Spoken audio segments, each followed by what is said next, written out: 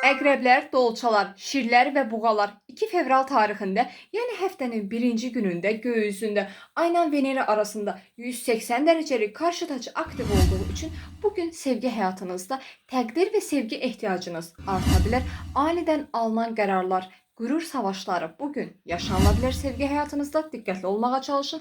Karyera və iş həyatınızda təqdir edilmədiyinizi hiss edə bilərsiniz. Əməklərinizin görülməməsi bugün sizin biraz canınızı sıxa bilər.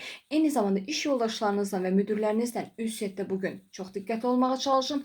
Lüks maliyyə xərcləmələri bugün edə bilərsiniz. Ona görə şəxsi maliyyənizdə lazımsız maliyyə xərcləmələrinə qarşı bugün diqqətli olmağa çalışın.